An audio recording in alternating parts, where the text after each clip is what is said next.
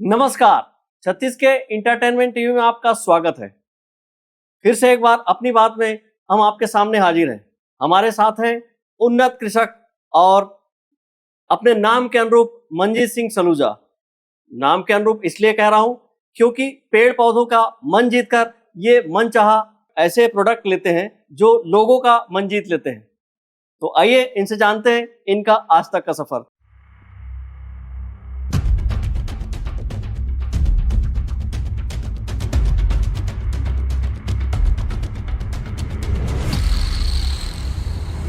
मंजीत सिंह जी, आप उन्नत किसान माने जाते हैं और एक अलग ही दर्जे के कृषक हैं। आपका अंदाज ही अलग है। कब से आपने इस फील्ड में आपने रुचि दिखाई? रुचि तो ऐसा कह सकते हैं कि जब हम कॉलेज से निकले तो उसके बाद में पूर्णतः इस काम में हम आए हैं। लगभग उम्र होगी हमारी 18 से 20 साल के आसपास की। और वैसे देखा जाए तो खेत में ही पैदा हुए हैं। बचपन से पिताजी यही काम करते चले आ रहे थे।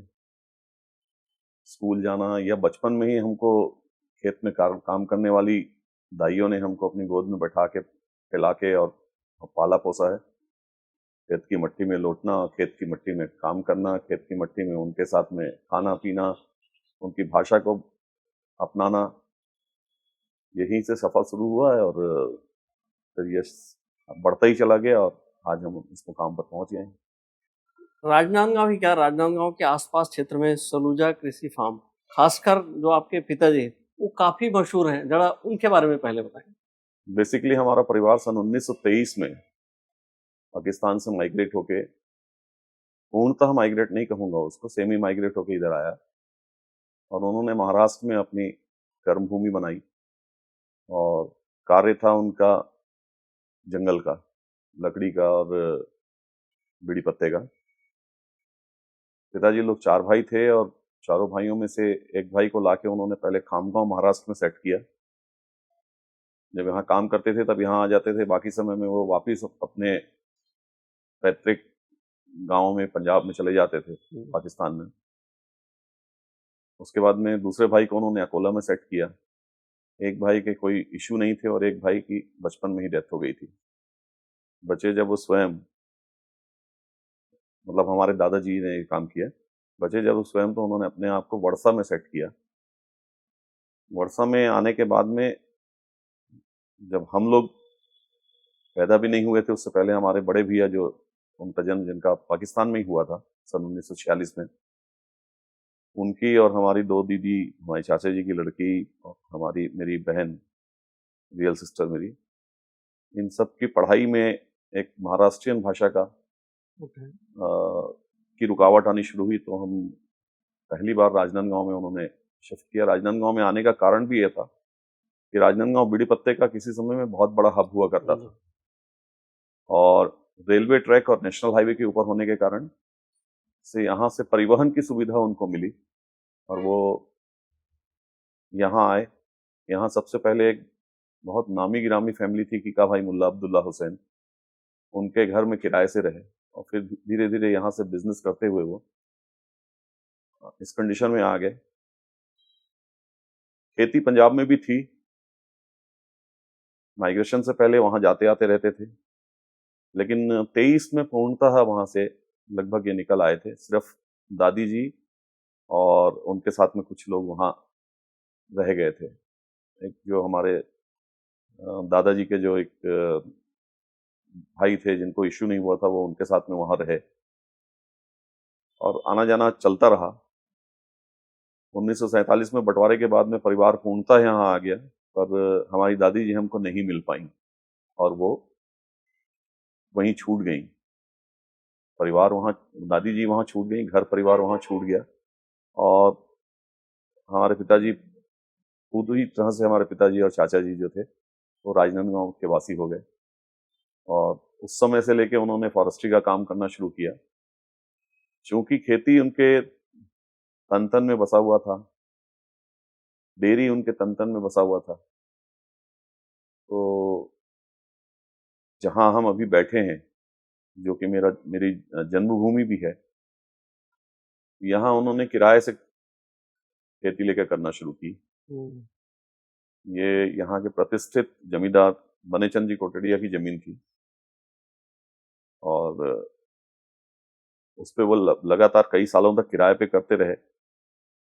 लेकिन शायद किसी समय में सीलिंग एक्ट आया और उसमें उनकी जमीनें बहुत सारी चली जाने वाली थी, तो उन्होंने पापा जी को ये बहुत कम कीमत में ये जमीन रजिस्ट्री करके दे दी और उस समय से ये सलूजा कृषि फार्म बन गया। पहले तो ये इसका नाम सलूजा मॉडल फार्म के नाम से था। कई बार ये फार्म जो है वो कह सकते हैं शासन की गिरफ्त में आते आते बचा, जिसमें मैं कह सकता हूं कि जो आज कलेक्ट्रेट स्थित है वो कलेक्ट्रेट यहाँ आने वाला था 1971 में जब हमारा जिला बना।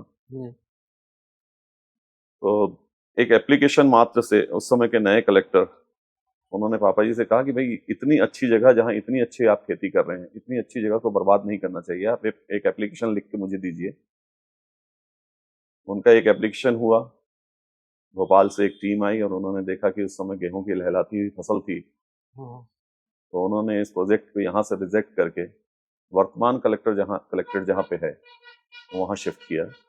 ऐसे ही एक दो मरतबे और चांस लगे जिसमें न्यायालय के लिए भी इस टाइप की जमीन को देखा गया, परंतु वो भी आखिर में शायद हमारी किस्मत में था यहाँ पे, इसलिए हम बच गए और उस समय से हम यहाँ, मेरा तो जन्म स्थान ही यही है और मैं जन्म से ही यहाँ पे हूँ। और खेती और सिवाय खेती के अलावा मैं कोई काम नहीं कर रहा हूँ। रहा सवाल पिताजी का खेती के तरफ पूर्णतः डाइवर्ट होने वाली बात, सन 1952 या 53 की बात है, ऐसा कहते हैं। मेरा जन्म तो 65 का है। उस समय फॉरेस्ट का नेशनलाइजेशन हुआ।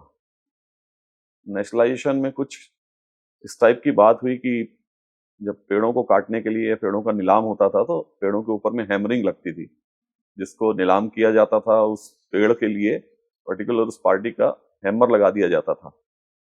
उस हैमरिंग के लिए किसी ने पापा जी से रिश्वत के रूप में कुछ पैसे मांगने शुरू किए।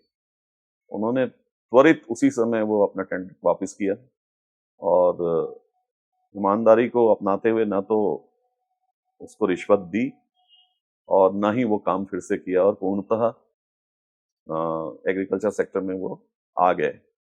चाचा जी बहुत लंबे समय तक वो काम करते रहे और फिर उन्होंने फॉरेस्ट्री का काम छोड़ के धीरे धीरे बीड़ी लीव्स के ही काम में ज्यादा हाथ डाला।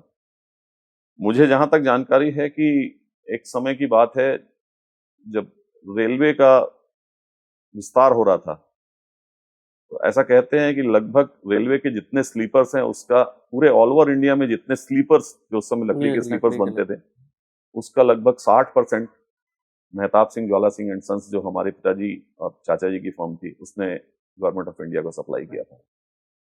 ये मेरे पास इसका कोई प्रमाण नहीं है, लेकिन जो मैंने सुना है वो मैं आपको बता रहा हूँ।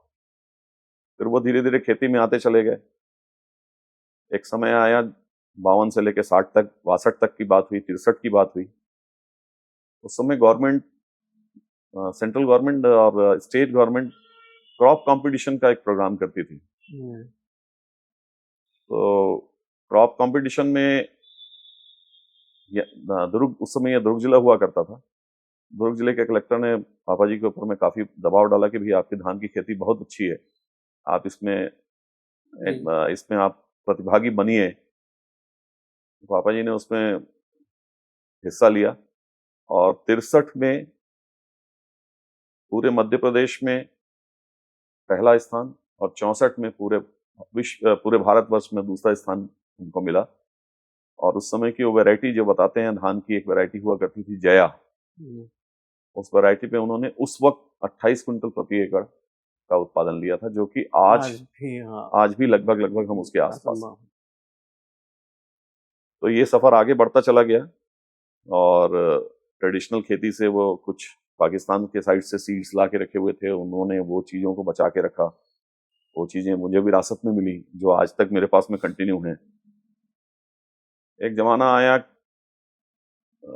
जब खरबूजे के नाम से पापा जी का नाम काफी प्रसिद्ध हुआ। हरा मधु करके खरबूजा हुआ करता था, जो कि वर्षा के आसपास लगाया जाता था। तो वहां से हमारे जो कजिन अंकल थे उन्होंने वो सीड यहाँ दिया था और वो यहाँ काफी फेमस हुआ। और पापा जी के नाम से वो बिकने लगा, भगत सिंह जी का खरबूजा। आसपास में बिल्कुल आसपास हमने में, देखा है बल्कि कि खरबूजा है तो उसमें अगर सलूजा का नहीं पाम नहीं, लगा है सील लगाना उसका तो टेस्ट बहुत बाद में हमने शुरू किया। सील लगाने की कंडीशन हमारे साथ में उस समय आई, करीबन खरबूजे की खेती करते हुए जब हमारे को 15 साल बीत चुके हुए थे। तब एक समय ऐसा आया कि और भी लोगों ने हमसे देखा सी कि खरबूजा लगाना शुरू किया, और कुछ लोगों ने मार्केट में बहुत जल्दी खरबूजा लाया। तो जो फल के व्यापारी थे उन्होंने हमारा खरबूजा न होते हुए भी भगत सिंह का खरबूजा करके उसको बेचना शुरू किया। लोगों ने हमसे पूछा कि भाई आपका खरबूजा तो बाजार में बिक रहा है। तो हमने उनको दिखाया कि भाई मैंने अभी खरबूजा सोइंग किया है, मेरा अभी खरबूजा कैसे बिक रहा होगा। फिर एक पेपर नोटिफिकेशन के साथ में उन्होंने ये बताया कि हमारा खरबूजा सील लग के आया करेगा। वहां से वो सील लगने की प्रथा चालू हुई। इस प्रकार और आगे बढ़ते बढ़ते आगे चलते चले गए। ये था कि जब तक पापा जी रहे, जब तक उन्होंने काम बहुत अच्छा किया, अकाउंटेंसी बहुत अच्छी थी, और जिसको कह सकते हैं हम ईमानदारी की एक छवि उनमें हम कह सकते हैं। और जैसा उनका नाम था सरदार भगत सिंह, वो भगत भी थे। पूजा पाठ में उनका बहुत ज्यादा रुचि थी। वो एक आयुर्वेदिक डॉक्टर भी थे जिन्होंने हमको बहुत कुछ सिखाया लेकिन आज भी उनकी लाइब्रेरी में वो किताबें मेरे पास सुरक्षित हैं जो कि उर्दू भाषा में हैं, और आज उनको पढ़ पाना हमारे लिए मुश्किल है। तो उनकी कई दी हुई सौगातें हमारे पास में हैं, कई दिए हुए आयुर्वेदिक जो फंडे हैं वो हमारे पास में हैं। उसके कारण हमने अपने और अपने बच्चों का स्वास्थ्य बहुत अच्छा रखा, और इस तरीके से फिर वो धीरे धीरे उन्होंने डाइवर्ट किया अपने बच्चों को। फिर हमारे बड़े भैया इस लाइन में आ गए। एक समय था कि डेयरी का काम भी हमारा बहुत अच्छा था, परंतु बड़े भैया ने अचानक मोटर लाइन का या मोटर पार्ट्स की लाइन का काम चूज कर लिया, और वो उधर चले गए। तो इनके लिए थोड़ा सा ये मुश्किल हो गया, और उन्होंने फिर मुझे डेयरी का काम सेपरेटली दे दिया। खेती का काम वो करते रहे। मुझे ये अब कहते हुए अपने आप पर गर्व हो रहा है कि मुझे सिर्फ 70 लीटर दूध की डेयरी मिली थी, जिसको मैंने 2000 लीटर तक पहुंचाया था। और मेरे सामने में उसका ऑप्शन भी बहुत अच्छा था, पर मैंने डेयरी को सिंगल नाइट सिंगल झटके में बंद कर दिया, क्योंकि मैं जस्टिफाई नहीं कर रहा था, या तो मैं डेयरी कर पाता या मैं खेती कर पाता। और डेयरी में 24/7 मेहनत थी। डेयरी में वो सामाजिक कह सकते हैं कि एक प्रतिष्ठा भी नहीं बन पा रही थी। दूध वाला दूध वाला दूध वाला इस टाइप की बात होती थी। तो मैंने सोचा ये डेयरी का काम बंद करके हम एग्रीकल्चर सेक्शन में जाएंगे तो शायद ज्यादा अच्छा रहेगा। डेयरी के साथ में एक प्रॉब्लम और भी था। डेयरी का काम करते हुए आप चाहे किसी की भी कस्में दे दीजिए, किसी का भी कुछ दे दिए, लेकिन लोगों के दिमाग में एक चीज ये रहती थी कि नहीं, इसमें कुछ ना कुछ मिला हुआ है, इसमें पानी मिला हुआ है। तो वो हमारे परिवार में और हम लोगों के लिए वो अच्छी बात नहीं हो रही थी, इसलिए भी हमने डेयरी को बंद किया। और फिर फुल फ्लैश हम इसमें आते चले गए। मेरा एजुकेशन भी बड़ा विचित्र है। मैं अपने बारे में अगर बताऊं तो मैंने मैट्रिक में बहुत अच्छे नंबरों से मैट्रिक पास किया। उस समय मैट्रिक हुआ करता था। मैं मैथमेटिक्स का स्टूडेंट था, नंबर बहुत अच्छे थे। उसी साल प्री इंजीनियरिंग टेस्ट स्टार्ट किया था गवर्नमेंट ने। इट इज 1983 और 82, एग्जैक्ट मुझे याद नहीं है। तो हमने वो भी टेस्ट दिया और उसमें बहुत अच्छे नंबरों से हमने उस एग्जाम को पास किया। मेरा जहां तक ख्याल है, मुझे याद आ रहा है ना, लगभग 95% से ऊपर मेरे नंबर थे। लेकिन कट ऑफ नंबर जो थे वो 98% थे। तो वहां पर भी किसी कॉलेज में हमारा एडमिशन नहीं हो सका। हमने पिताजी से कहा कुछ डोनेशन दे दीजिए, 8-10 हजार रुपए, शायद गोंदिया इंजीनियरिंग कॉलेज में हमारा एडमिशन हो जाए। पिताजी ने साफ हमारे प्रिंसिपल स्वर्गीय श्री के पी साव सर को भी और मुझे भी मना कर दिया, अगर आप में कैपेबिलिटी है तो आप स्वयं एग्ज़ाम पास करिए और स्वयं जाके एडमिशन लीजिए। मैं 10,000 क्या, मैं 10 रुपए भी डोनेशन देने के पक्ष में नहीं हूँ। बस वहीं से टर्निंग पॉइंट आया जीवन में। मैथ्स छोड़ के कॉमर्स लिया, कॉमर्स लेते हुए ग्रेजुएशन किया, और उसके बाद में फिर पढ़ाई में मन नहीं लगा, फिर धीरे धीरे धीरे धीरे इसी में चले गए। फिर इसमें बहुत सारी नई टेक्नोलॉजीज आनी शुरू हो गई, जिसमें फ्लड इरिगेशन से हम आए स्प्रिंकलर इरिगेशन में।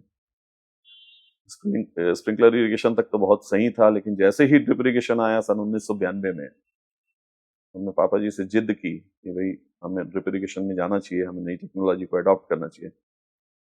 उनका वहां पर सीधा सपाट सा सवाल था कि ये काम हमें नहीं करना है, हमें ये टेक्नोलॉजी अच्छी नहीं लग रही है और नहीं करना है। और फिर भी जिद की वजह से मैंने कुछ काम किया और उसमें मुझे लॉस भी हुआ। तो एक बार की मेरे दिमाग से भी वो चीज़ उतर गई। वो प्रीमियर करके एक कंपनी थी जिसने सबसे पहले छत्तीसगढ़ में ड्रिप बुलाया था। और उसके बाद में नई टेक्नोलॉजीज को हम अडॉप्ट करते चले गए।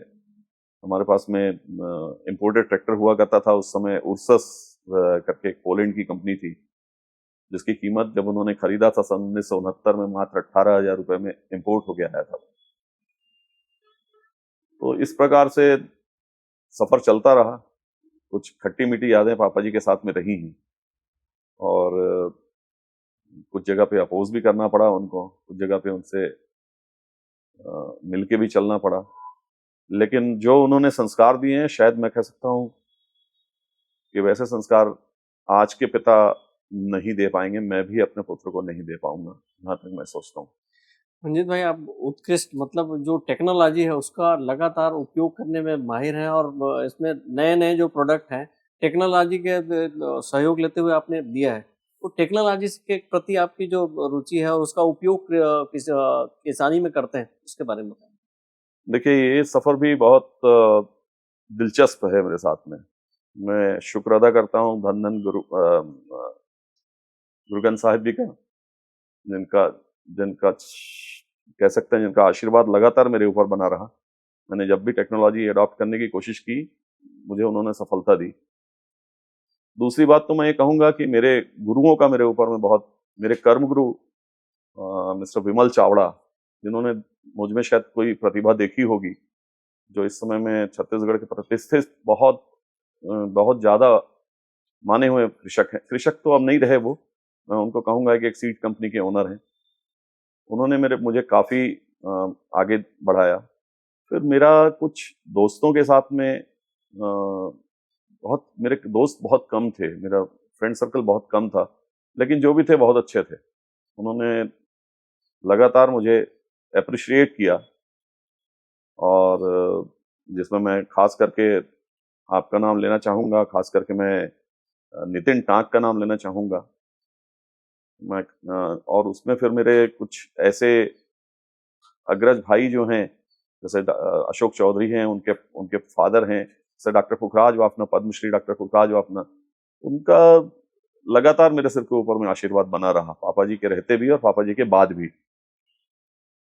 तो वो सफर कठिन तो जरूर था, पर मुझे ऐसा लगा नहीं कि मैं उस कठिनाई से गुजर रहा हूँ। लगातार इन सबका सपोर्ट रहा। मैंने जहां आवाज मारी वहां पर मेरे लिए ये सब खड़े रहे।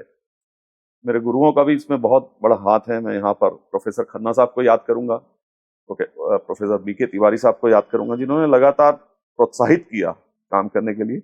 आज शायद वैसे गुरुजन मैं समझता हूँ कि बच्चों को नहीं मिल पा रहे हैं। मदर फादर का अपना एक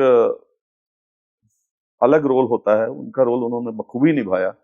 उन्होंने एक अच्छे संस्कार दिए, अच्छा कृषक बनाया कह सकता हूं मैं, और संस्कार के मामले में डिसिप्लिन उन्होंने बहुत ज्यादा दिया। मुझे एक कहानी याद आ रही है। हमारे यहाँ एक मेन गेट हुआ करता था, जिसमें रात को 9 बजे ताला लगा के चाबी पापा जी अपने पास रख लेते थे, और घर के सभी मेंबर्स को ये सख्त हिदायत थी कि 9 बजे से पहले घर आ जाना है।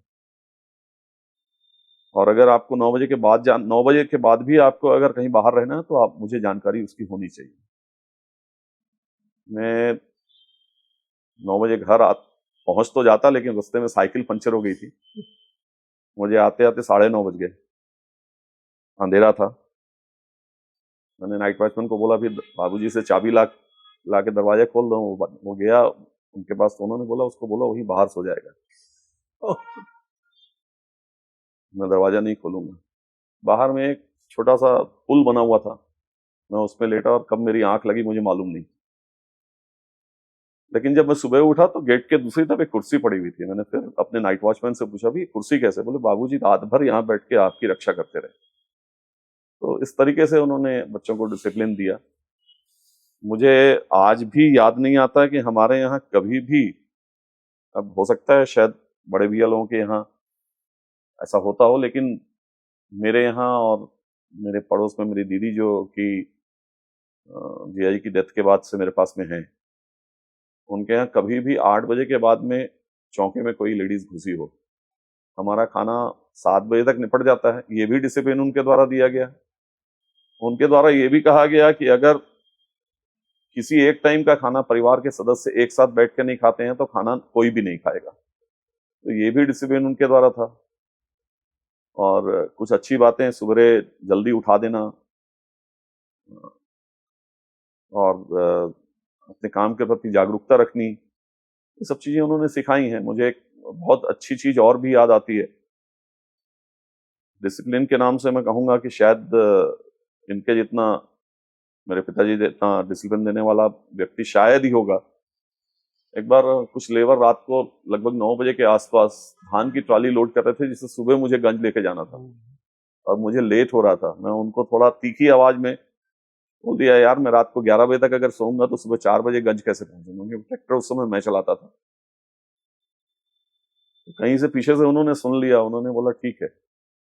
उन्होंने जितने लेबर काम कर रहे थे सबको मना कर दिया और पूरी की पूरी ट्रॉली मेरे से धान की लोड करवाई। तो ये ताकि मुझे ये मालूम पड़ सके कि वो जो काम कर रहे हैं उसमें तकलीफ कितनी होती है और वो कितना जल्दी कर सकते हैं। तो ऐसे कुछ वाकया मेरी जिंदगी में रहे हैं जिसने मेरे को स्ट्रांग बनाया, जिसने हिम्मत दी। और फिर मैं यहाँ पर मेरे दोस्तों का, खास करके नितिन का और मेरे कर्मगुरु का विमल चावड़ा का नाम खास लेना चाहूंगा, जिन्होंने मुझे खास करके बहुत ज्यादा प्रोत्साहित किया। मैं कर्मगुरु इसलिए कह रहा हूँ कि मेरे गुरु तो एकमात्र मैं जिनको मानता हूँ गुरु ग्रंथ साहिब जी वो ही हैं, और उन्होंने कर्म के क्षेत्र में मुझे जो शिक्षा दी शायद वो अद्वितीय होगी। आज भी मेरे लिए वो वैसे ही प्रेरणा के स्रोत बने हुए हैं। मेरे बच्चे के लिए भी उन्होंने उतनी अपनी प्रेरणा जागृत रखी है, जो कि इस समय में लवली प्रोफेशनल यूनिवर्सिटी जालंधर में बीएससी एग्रीकल्चर का कोर्स कर रहा है। मंजीत भाई, अभी हम देखे हैं, हमने देखा भी है जिस तरीके से पेड़ पौधों के लिए, खासकर फसल के लिए मौसम का जो पूर्वानुमान आप लगाते हैं टेक्नोलॉजी के उपयोग से, वो कितना, किस तरीके से आपने सीखा है और कितना लाभकारी होता है, और वो हमारे जो दर्शक हैं उनको बताएंगे कि उनके लिए कैसे, किस तरीके से लाभकारी हो सकता है, किसान खासकर। मौसम तो इंसान के जीवन में भी कहीं ना कहीं मतलब कहीं ना कहीं उसके भी स्वास्थ्य को प्रभावित करता है। तो निश्चित तौर पर फसल को भी वो प्रभावित करता है। कुछ चीजें टेक्नोलॉजी के बेस पे सीखी गई, कुछ नई टेक्नोलॉजीज आई हैं, जिस प्रकार का एक छोटे छोटे वेदर स्टेशन आए हैं जिससे हमको मालूम पड़ जाता है कि हमारी जमीन में कितनी नमी है, हमारी जमीन का तापमान कितना है, हमारे वेदर में कितनी स्पीड से हवा चल रही है और किस दिशा में चल रही है, हमारा जो रोज का तापमान अधिकतम कितना गया, न्यूनतम कितना गया, हमें उससे बहुत सारी चीजें अंदाजा लग जाती हैं। हमारे को एयर का प्रेशर मालूम पड़ जाता है। अगर हमारा एयर का प्रेशर अगर बहुत ज्यादा डाउन होता है तो लो प्रेशर बनता है और हमको ये मालूम पड़ जाता है कि अभी से आधे घंटे बाद या 1 घंटे बाद या 2 घंटे बाद हमारे पास में बारिश होने वाली है। इसे जनरली हम लोग लो प्रेशर पॉइंट्स बोलते हैं। लोकल लो प्रेशर के लिए लोकल वेदर स्टेशन हमने अपने लगा के रखे हैं और उससे बहुत हमको मौसम के प्रिडिक्शन में बहुत सारी चीजें सटीक मालूम पड़ती हैं और प्रिडिक्शन करने में सहायता मिलती है। आप लगातार कृषकों को प्रशिक्षण देने भी जाते हैं, आपको आमंत्रित भी किया जाता है विशेषज्ञ के तौर पे। तो छत्तीसगढ़ की जो आबो हवा है, छत्तीसगढ़ की जो जमीन है, उस हिसाब से आपको क्या लगता है जिस तरीके से आगे फसल उस तरह लिया जा रहा है, या फिर उसमें कुछ सुधार की गुंजाइश दिख रही है? मेरे हिसाब से छत्तीसगढ़ की जमीन जो है वो पूरे भारतवर्ष में सबसे अच्छी आबो हवा वाली जमीन है। यहाँ चारों प्रकार के वेदर हमको मिलते हैं।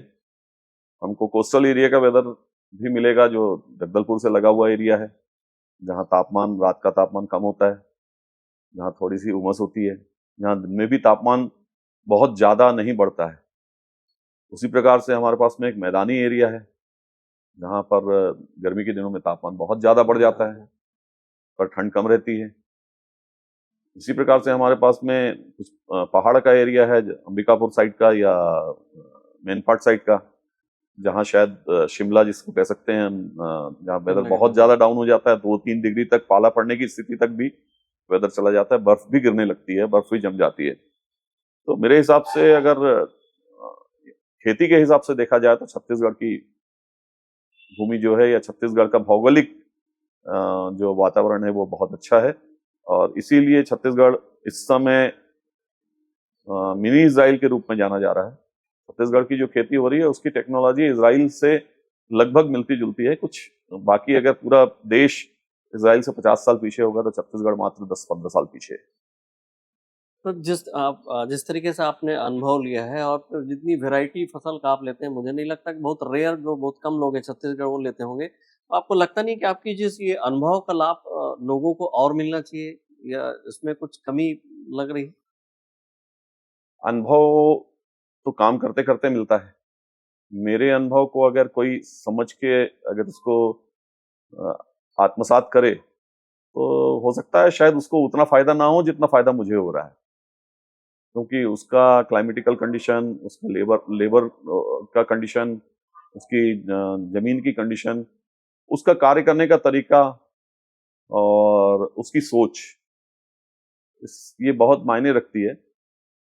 मेरी सोच हमेशा ये रही है कि कुछ नया, कुछ नया, कुछ नया। तो कुछ नए के चक्कर में मैं कई बार बहुत नुकसान भी उठा लेता हूँ, और कई बार इतना ज्यादा सफलता मिलती है कि वो एक लोगों के लिए एक उदाहरण बन जाता है, और उसी उदाहरण का प्रतिसाद आज मुझे मिल रहा है। मैंने हमेशा कुछ नया करने की सोची है। जैसे कि मैं एक बहुत अच्छा आपको उदाहरण दूं, 2010 से लेकर 2012 तक मेरे पिताजी लगभग बेड पे थे। गिर जाने से हिप जॉइंट फ्रैक्चर हो गया था, और ऑपरेशन के बाद भी वो विल पावर दे चुके हुए थे। 2012 जनवरी में उनकी डेथ हुई है, और 2 साल मेरी मिसेस ने और मेरे बच्चे ने उनकी जी तोड़ कह सकता हूँ सेवा की है। मेरे पास भी इनके कारण, क्योंकि वो मेल थे और कई बार उनका उठाना बैठाना ये सब चीजें उनके साथ में मुझे करनी पड़ रही थी, तो मेरे पास भी समय कम था, और मैंने जो घर से बाहर मेरा एक फार्म और है जो शिकारी टोला में स्थित है, उस फार्म को मैंने किराए पे दे दिया था, और मैं यहीं रह के उनके साथ में बैठा रहता था या उनके साथ में बातचीत करता रहता था। और हमारा समय मालूम नहीं कैसे गुजरा, हमको समझ में नहीं आया वो 2 साल कैसे गुजरे। हमको समय ही नहीं मिलता था कि हम और कुछ सोच सकें। 2012 जनवरी में जब उनकी डेथ हुई, उसके बाद में मैंने वापस अपने काम को अपने हाथ में लिया। तो मिसेस को ये, और बच्चा हमारा हॉस्टल में पढ़ने चला गया था, तो मिसेस घर में अकेली हो गई थी। उनका ये कहना था कि मैं घर में अकेली रह के क्या करूंगी, और इस बात पर हमारा थोड़ा सा जो पारिवारिक विवाद होता है वो भी हुआ। तो मैंने उनके लिए भी फिर सोचा, और उनसे कहा भाई घर के पीछे में एक 20-22-25 डिसमिल की एक जगह है। आजकल एक नई टेक्नोलॉजी आ रही है, ऑर्गेनिक ऑर्गेनिक ऑर्गेनिक अपन चलो ऑर्गेनिक खेती करते हैं, कम से कम ऑर्गेनिक सब्जियां घर में खाएं। तो हमने एक एक लाइन में 30 डिसमिल में थोड़ा थोड़ा करके 22-23 किस्म की सब्जियां बो दी। सबसे पहले शुरुआत उसमें जो सबसे पहले आने वाली सब्जी थी वो कुकुम्बर था, खीरा। पहले दिन 2 पीस टूटे, तोड़ के लेके आई, खुश हुई, खुशी का ठिकाना नहीं था। दूसरे दिन वो 4 पीस हो गया, मैं बोला आजू बाजू को दे दें। तीसरे दिन वो 1 क्रेट हो गया, बोला और बांट दे एक बार। चौथे दिन जब और ज्यादा हुआ और सब्जियां निकलनी शुरू हो गई, तो अब उतनी सी सब्जी को मार्केट लेके जाना भी संभव नहीं था मेरे लिए। मैंने कहा एक आदमी को बैठा दे नेशनल हाईवे के ऊपर में, और इसको बोल के बेच देगा जो वहां बिकता है। वो दिन की शुरुआत शायद वो अगस्त का महीना होगा, मेरा मेरा मैं जहां तक समझता हूँ अगस्त 10-12 तारीख के आसपास की बात होगी। उस बंदे को लगभग 20 किलो सब्जी बेचने में मात्र 5 मिनट का समय लगा। वो बेच के आ गया, उसको शायद कुछ 80-90 रुपए वो लेके आया, तो इसका खुशी का ठिकाना नहीं रहा। अगले दिन उन्होंने और भी सब्जियां वहां रखनी शुरू कर दी। कुछ मेरे पास इधर जो मैं बल्क में लगाता था उसमें से लेके उसमें देना शुरू किया मैंने। उसने बहुत अच्छा रिस्पांस दिया, राजनांदगांव की जनता ने मुझसे बहुत प्यार किया उसमें। और वो धीरे धीरे धीरे धीरे वो एक व्यवसाय का रूप लेने लग गया, उसमें इसकी रुचि बढ़ती चलेगी, या व्यस्त हो गई, या मैं खुश हो गया। नहीं, पर आप जिस तरीके से नया बोल रहे हैं, आप हमेशा नया देने की कोशिश करते हैं, और खासकर जो अपने जो प्रोडक्ट है, नए प्रोडक्ट ही मतलब चौंकाने में आप माहिर हैं। वो कैसे संभव कर पाते हैं? वो उसका एक आध रोचक, उसका एक से एक उसका भी रोचक। रोचक, उसकी भी कहानी अजीब अजीब सी है। पहले तो मैंने जब वो नीचे में कैरेट उल्टा रख के उसके ऊपर रख के सब्जियां बेचनी शुरू की, फिर मैंने बोला अब ये बहुत तकलीफदायक है, कैरेट ले जाके रखो, फिर जमाओ, फिर वो करो। उससे अच्छा मैंने एक कार्ड ले लिया, कार्ड के ऊपर में रख के वो सब्जियां मैंने वहां बेचनी शुरू की, और उनको बोला कि ये सब्जियां वहां बेच दो तुम। धीरे से ऐसा होने लगा कि वहां पर गाड़ियों की भीड़ जमा होने शुरू हो गई। और एक बार एक यहाँ के एसपी साहब ने बोला, यार तुम्हारे इस काम से यहाँ पे ट्रैफिक जाम होता है, इसका कोई दूसरा रूप देखिए। तो मैंने एक छोटा सा शेड बनाया, और उस शेड में लंबे तौर पे उसको करना शुरू किया। तो भी परेशानी उसी टाइप की रही। फिर एक स्कीम आई गवर्नमेंट की, रिटेल आउटलेट के लिए कुछ सब्सिडी की स्कीम थी, इसमें 15 लाख रुपए की सब्सिडी मुझे मिली, और मैंने एक आउटलेट स्टार्ट किया। उसमें वेल सेटल्ड आउटलेट 2015 में मेरा वो चालू हुआ, जो कि पूरी तरह से एसी है। उसमें हमारी कुछ नियम शर्तें हमने अपने आप में तय कर रखी थी कि भाई हम बाजार से कोई चीज लाके नहीं बेचेंगे, जो होगा हमारे पास बेचेंगे, नहीं होगा बंद कर देंगे। धीरे धीरे उसमें जो आप कह रहे हैं कि नई चीजें आपने इंट्रोड्यूस करने की कोशिश की है, तो किसी ने मुझे कहा कि भाई इतना सब कुछ खिलाते हो, हमको अच्छा आटा नहीं मिलता। तो मैंने मेरे पास में जो गेहूं का सीड था उसको थोड़ा सा पिसा के रखना शुरू किया, उसका बहुत अच्छा रिस्पॉन्स मिला। तो ये समझ में आया कि नहीं, मुझे गेहूं भी बोनी चाहिए। फिर किसी ग्राहक ने बोला कि नहीं, आप तो मिलेट्स भी देना शुरू कीजिए। तो फिर मैंने बाजरा और ज्वार भी बुनी शुरू कर दी। फिर इसी दरमियान में मेरे पास में बल्क में मिर्च हुआ करती थी, तो लाल मिर्च बहुत हो गई, तो लाल मिर्च का पाउडर मैंने अपने आप से बना के वहां रखना शुरू किया। वो भी बहुत तेजी से बिकना शुरू हुआ, क्योंकि सब में एक प्योरिटी थी, एक स्वाद था। धीरे धीरे करते हुए बहुत सारी ऐसी चीजें लोगों ने मांगी मेरे से। बहुत सारे नए नए फ्रूट्स के नाम उन्होंने मैं लिए, वही कहना चाहता था, नए नए फ्रूट्स के नाम लिए उन्होंने। तो मैंने कोशिश की कि भाई जैसे उसने बोला, तो मैंने कोशिश की भाई चलूं मैं देखूं कि ये फ्रूट कहाँ मिलता है। फिर मैंने उसकी उपलब्धता जानने की कोशिश की, उसको लाया, उसको लगाया, उसमें नुकसान खाया, और उसमें फायदा भी हुआ, और धीरे धीरे वो चीज चलने लग गई। इस प्रकार से हर बार कोई नया आता था, कहीं बाहर से खा के आ जाता था। आपकी एक फिर लोगों की एक एक्सपेक्टेशंस मेरे से बढ़ने लग गई कि नहीं, ये तो कुछ भी कर सकते हैं। तो मैंने फिर लोगों को ये समझाया कि मैं सब कुछ नहीं कर सकता हूँ, सब कुछ नहीं हूँ। किसी ने कहा एवोकाडो ला दो, मैं बोला मैं यहाँ नहीं कर सकता एवोकाडो। किसी ने अनार के बारे में कहा, मैं बोला अनार यहाँ नहीं हो सकता, आपको बाजार में बहुत अच्छा मिल जाता है। ऐसा करते करते कई नई चीजें जो मेरे को मिली। फिर मैंने कई फ्रूट्स के उनके उनके वैल्यूज देखना शुरू किए, उनकी मेडिकल वैल्यूज देखनी शुरू की, या उनकी वो देखनी शुरू की। तो मुझे जो अच्छा लगा उसको मैंने लाके लगाना शुरू किया, और उसको फिर टेस्ट कराने के लिए मुझे अच्छे लोगों की जरूरत थी। तो फिर उसमें फिर हमारे एक होम्योपैथी डॉक्टर हैं, डॉक्टर प्रकाश सेठी करके, प्रकाश चंद सेठी। वो फिलहाल नहीं है अब, कोरोना काल में उनकी डेथ हो गई। उनको दिया, उनका टेस्ट चयन करना बहुत अच्छी चीज थी। फिर ऐसे ही डॉक्टर वाफना जी हैं, ऐसे ही हमारे दोस्त नितिन टांक जी हैं, जिन्होंने बहुत ज्यादा इसको प्रोपेगेंट किया, इसको बहुत ज्यादा फैलाया इसको। फिर लोगों को मैंने हम बांटना शुरू किया। धीरे धीरे धीरे धीरे ऐसा करते करते एक के बाद हर साल कोई नई चीज, हर साल कोई नई चीज मेरे से कस्टमर मांगते थे, और मैं कोशिश करता था उसमें आ जाऊं। फिर एक आदत सी बन गई कि मैं नई चीजों में रिसर्च करूं और फिर उसको डेवलप करूं।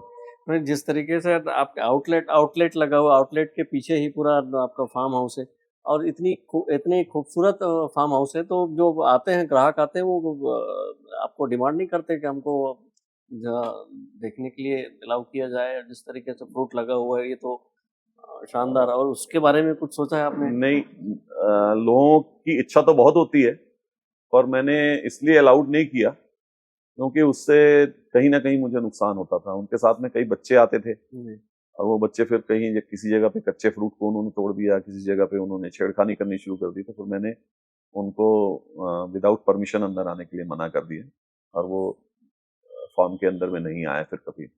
खेती किसानी के मामले में आपका छत्तीसगढ़ में नाम है, तो और जिस तरीके से आप वो इसका रिजल्ट भी देते हैं, लोग किसानों को इसका फायदा भी होता है, लगातार आप उसमें प्रशिक्षण देने भी जाते हैं और वो लोग आपसे पूछते भी हैं तो आप बताते भी हैं, इसको इसके लिए कोई पुरस्कार?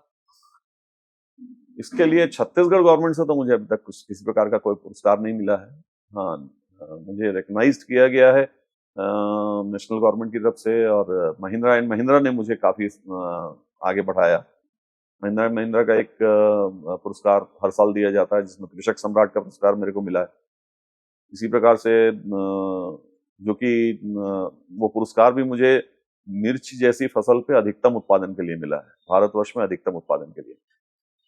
तो इस टाइप की कुछ चीजें रही। फिर कुछ चीजें पापा जी ने जो उधर से बचा के रखी हुई थी, उधर से जो सीड्स उनके पास थे, उसको मैंने उसके जीन्स को बचा के रखा। तो एक अवार्ड होता है प्लांट जीनोम सेवियर अवार्ड, जो जिस समय अवार्ड चालू हुआ था उस समय का पहला अवार्ड, शायद पहला या दूसरा अवार्ड था, वो मेरे को चने और मटर के लिए मिला था, जिसमें वो वैरायटी जो है वो उस समय की 1922, 23, 25 की 20 की पाकिस्तान से आई हुई वैरायटी है जो अभी तक मेरे पास कंटिन्यू है। हाँ हाँ। तो इस प्रकार की कुछ चीजें हैं और वो आज भी ढूंढने से कहीं नहीं मिलती हैं। तो मैंने प्रशिक्षण वाली बात तो ऐसी है कि मुझे जब भी जिसने बुलाया है, चाहे वो कलेक्टर साहब का आदेश हो, चाहे वो किसी का भी हो, चाहे गांव ग्राम पंचायत का हो, चाहे स्कूल के बच्चों का प्रशिक्षण हो, चाहे कॉलेज के जो रावे के प्रशिक्षण हैं अगर वो भी हो, तो मेरे को उसमें बहुत मजा आता है। मेरे को एक अंदर से एक मैं समझता हूँ कि मैं अपने आप को गौरवान्वित महसूस करता हूँ और मुझे ऐसा लगता है कि नहीं, मैंने कुछ आज बच्चों के लिए और किसानों के लिए कुछ किया है। ऐसे कई प्रोग्राम हुए हैं मेरे पास, मैंने रिकॉर्ड्स तो उसके नहीं रखे, कई हुए हैं। मैं समझता हूँ शायद 20 से 25 हजार किसानों को अभी तक मैंने प्रशिक्षण के जरिए प्रशिक्षित किया होगा। मंजीत भाई, देर आए दुरुस्त आए, शायद ये अभी अभी हाल ही में मेरे ख्याल से कल या परसों 2 ही दिन हुए हैं और उद्यानिकी और वानिकी विश्वविद्यालय में आपको सदस्य नामित किया गया है, तो किस प्रकार की सेवाएं देना चाहेंगे, क्या कहेंगे इस पर? ये मेरे लिए आश्चर्यजनक घटना है। मुझे नहीं मालूम कि ये कब, कैसे और कहाँ हो गया है। मतलब मेरे से ना तो किसी ने कुछ पूछा ना कुछ किया। तो लास्टली आखिर में मैंने आज दिन भर में पता लगाने की कोशिश की। हमारे पास में यहाँ एक डीडीए हुआ करते थे, मिस्टर RL खरे जी। उनके पास में मेरा बायोडाटा भी था, किसी समय किसी अवार्ड के लिए उनको दिया हुआ होगा और वो यहाँ पर काफी लंबे समय तक डीडीए रहे और मुझे अच्छी तरह से जानते थे। और इस समय वो उसी यूनिवर्सिटी के शायद रजिस्ट्रार जनरल हैं, उनको नियुक्त किया गया है। तो उन्होंने कहीं ये चीज यूनिवर्सिटी के वाइस चांसलर से कही होगी ये बात और कहीं से उन्होंने मेरा बायोडाटा खोज के निकाला होगा। कल अचानक रात को मेरे सोने के बाद में मेरे मोबाइल में ये मैसेज आया कि मुझे सदस्य के रूप में नामित किया गया है, जो मेरे लिए खुद अचंभित करने वाली बात है। हाँ, एक अजीब घटना मेरे साथ आज से 3 दिन पहले, 4 दिन पहले और हुई। एक व्यक्ति मेरे पास आया था, डॉक्टर किशन कुमार शर्मा, और वो उसने अपना परिचय मुझे डॉक्टर किशन कुमार शर्मा के रूप में दिया। उसका ये कहना था कि मैं यहाँ के हॉर्टिकल्चर कॉलेज में, राजनांदगांव कॉलेज में as a guest professor teaching करवा रहा हूँ और मैंने महात्मा गांधी उद्यानिकी वानिकी महाविद्यालय में अपने रेगुलर प्रोफेसरशिप के लिए वहाँ पे मैंने आवेदन दिया है और मैंने सुना है कि आप वहाँ के सदस्य बन गए हैं, तो कृपया मेरा सपोर्ट कीजिएगा। ओह, तो मैंने बोला भैया आप गलत जगह पे आ गए, मुझे ऐसा कुछ ना तो मालूम है और ना कुछ। उसके बाद के 2 दिन निकल गए, 2 दिन के बाद में कल रात को अचानक ये खबर आई और मैं अचंभित हूँ इस चीज से। और अब मेरी क्षमता के अनुसार जो सेवा वो मांगेंगे मैं दूंगा। मेरे उम्र का अनुभव, मेरे एक किसानी का अनुभव, जो मेरे साथ अनुभव ही अनुभव है, वो अगर कहीं पर मुझसे कोई लेना चाहे तो मैं सहर्ष देने के लिए तैयार हूँ।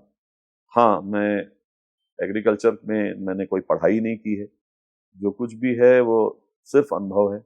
मैंने पेड़ पौधों से बातें की हैं, उनकी बातों को समझा है, उनके दुख दर्द को समझा है और उसको दूर करने की कोशिश की है।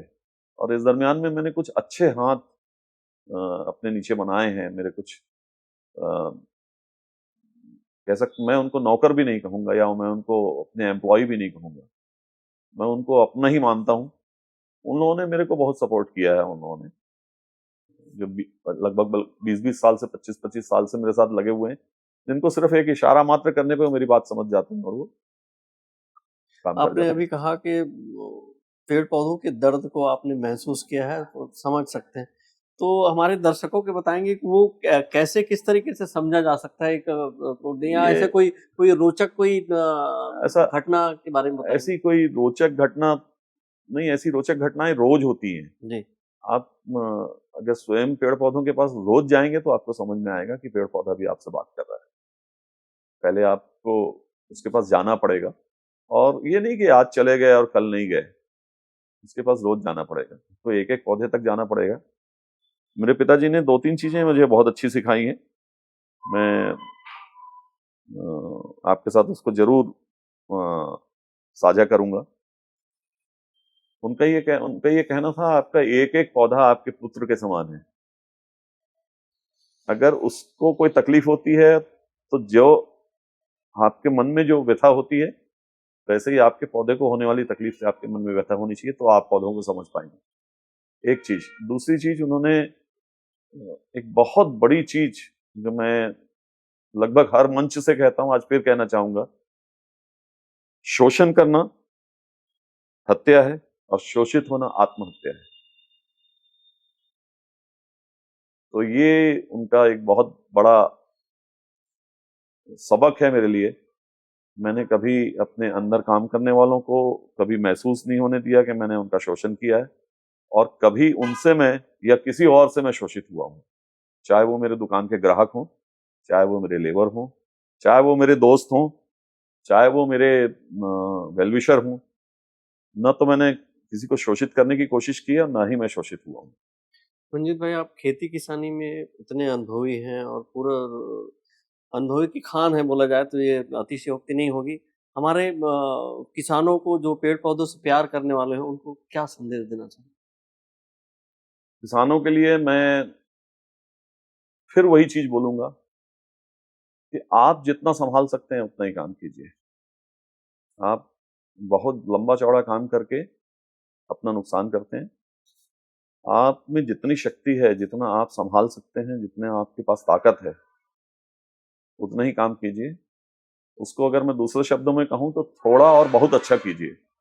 छत्तीसगढ़ के आबोहवा और मौसम और जमीन के हिसाब से कौन सा इरिगेशन सिस्टम जो सिंचाई का सिस्टम है वो मुफीद साबित हो सकता है? सिंचाई के सिस्टम में मैं ये कहूंगा कि पूरी दुनिया में सबसे अच्छा सिंचाई का सिस्टम जो है वो टपक सिंचाई पद्धति है। जी, लेकिन इसके भी कुछ दुर्गुण हैं, अवगुण हैं। अगर आपने टपक सिंचाई पद्धति लगा ली है और उसको चलाने का तरीका आपने नहीं सीखा है, उसको भी आपको प्राइमरी से सीखना पड़ेगा। तो इससे घातक सिस्टम भी कोई नहीं है।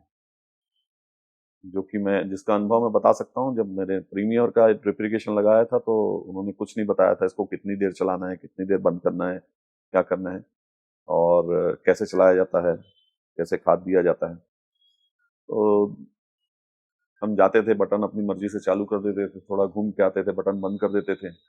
तो दैट इज अ रॉन्ग। और उसमें हमको बहुत ईल्ड लॉस हुआ, बहुत नुकसान हुआ। हमको एक समय ऐसा आया कि ड्रिप लाइन को लपेट के पेड़ में टांगना पड़ा। तो ड्रिप लाइन कोई भी सिंचाई का सिस्टम जितना अच्छा है उतना ही खराब है, पर सबसे अच्छा सिस्टम आज की डेट में टपक सिंचाई पद्धति ही है। टेक्नोलॉजीज लगातार बढ़ रही हैं। टेक्नोलॉजीज में आपको हर साल कुछ ना कुछ नया मिलेगा, और आप अगर उसको अडॉप्ट करेंगे तो आपको निश्चित तौर पे फायदा होगा। जैसे कि टपक सिंचाई पद्धति आई, तो पहले हमने सोचा कि भाई हमारे पास में जो वीड का, या हम कह सकते हैं खरपतवार का जो मामला था, वो हमारे लिए कम हो गया। थोड़ी सी जगह में हमने पानी देना है। लेकिन फिर हमने जो सब्जियां लगानी शुरू की, जो टपक सिंचाई पद्धति में सब्जियां या कोई भी चीजें लगानी शुरू की, तो उसको रिज बेड्स में लगानी शुरू की, बेड बना के। बहुत तेज अगर बारिश होती, छत्तीसगढ़ में 1300 mm के आसपास की बारिश होती है, तो वो मिट्टी बह जाती थी, फिर उसकी जड़ें नंगी हो जाती थी, फिर उसके लिए हमको उतना ही काम करना पड़ता था, क्योंकि वो मिट्टी वहां पे सेटल नहीं होती थी। अगर हम उसको फ्लड इरिगेशन में करें तो वो मिट्टी सेट हो जाती थी। तो इस टाइप की तकलीफें आनी शुरू हुई। फिर धीरे से टेक्नोलॉजी आ गई कि नहीं, इसको बचाना है तो हमको मल्चिंग शीट लगानी पड़ेगी। मल्चिंग शीट से हमारे खरपतवार भी कम होंगे, हमारे जो सॉइल का इरोजन है, जो सॉइल का बहना है पानी से, वो भी कम हो जाएगा। हमारी जो प्रकाश संश्लेषण की क्रिया है वो भी लगभग डबल के आसपास पहुंच जाएगी, क्योंकि जब प्रकाश ऊपर से आता है और मल्च शीट पे पड़ता है, जब पौधे छोटे रहते हैं तो वो रिफ्लेक्ट होकर नीचे से भी पत्तों पे पड़ता है। तो प्रकाश संश्लेषण की क्रिया बहुत अच्छी होने से पौधों की बढ़वार अच्छी हुई, उत्पादन अच्छा हुआ। उसके साथ में बहुत सारी चीजें और भी हमारे को मिली कि हमारा वाष्पीकरण का जो दर था, डायरेक्ट सनलाइट से जो वाष्पीकरण होता था, जो हमारे लिए नुकसानदायक होता था और हमको पानी ज्यादा लगता था, उसको भी उसने सप्रेस किया। तो इस प्रकार से अब उस टेक्नोलॉजी के बाद में आने के बाद में फिर अगर टेक्नोलॉजी आई है तो चैलेंजेस भी आए हैं। उस टेक्नोलॉजी के साथ में कई कीट भी ऐसे आए हैं जो हमको नुकसान करने लगे, उसके लिए भी हमने किया। अब थोड़ा सा अभी ऐसा चल रहा है कि हमारे पास में जो दवाइयां हैं, जो खतरनाक दवाइयां थी, वो गवर्नमेंट ने बंद की हैं, जिससे हम बहुत अच्छे तरीके से फसल को संभावित कीटों से बचा सकते थे या संभावित रोगों से बचा सकते थे। तो अभी एक नई टेक्नोलॉजी और आ रही है, क्रॉप कवर, जिसका उपयोग भी मैंने इस साल किया। बरसात में बहुत अच्छी चीज है, और लगभग 40 से 45 दिन बिना किसी स्प्रे के, बिना मतलब आपके ट्रांसप्लांटेशन से लेके फूल आने तक, बल्कि फल पकड़ने तक, पहला फल पकड़ने तक, आप उस क्रॉप कवर से उसको ढांक के रखिए। आपको किसी प्रकार की कोई दवाई की जरूरत नहीं पड़ेगी। और वहां तक का जो बचपने में आप जो उसको दवाइयों से पाल रहे हो, तो उसमें एक स्ट्रेंथ भी आपने डेवलप की है, वो स्ट्रेंथ भी डेवलप होगी, और निश्चित तौर पे आपको उसका फायदा भी मिलेगा। ये टेक्नोलॉजी आ चुकी है, मैंने इसका उपयोग किया है। इसके ऊपर में एक बहुत बड़ा सेमिनार बेंगलोर में हुआ था, जिसकी फीस भी 10,000 रुपए थी, 9,999 रुपए। वो मैंने भर दी थी, लेकिन उसमें ऊपर वाले की इच्छा नहीं थी मैं बेंगलोर तक जा सकूं, क्योंकि आई फ्लू हो गया था और मैं उस प्रोग्राम को अटेंड नहीं कर पाया। लेकिन उसके बाद में उस प्रोग्राम का, पूरी प्रोग्राम का एक वीडियो मेरे पास में आ गया, और उस तरीके से मैंने उसको पूरी तरह से समझा। और आजकल तो इलेक्ट्रॉनिक मीडिया का और इसका बहुत सारा सहारा हम लोगों को हो गया है। पर मेरी एक सलाह उनको भी है कि आप इलेक्ट्रॉनिक मीडिया में फेक ना डालें, जो किसानों को नुकसान पहुंचाता है। मैंने पहले ही कहा था, मंजीत सिंह सलूजा अपने नाम के अनुरूप है। पेड़ पौधे, फसलों की दुख दर्द को समझते हैं, उनसे बातें करते हैं। आपने इनसे जाना कि किस तरीके से खेती किसानी होती है और कितना लंबा जो सफर है इन्होंने तय किया। अब फिर कभी, नमस्कार।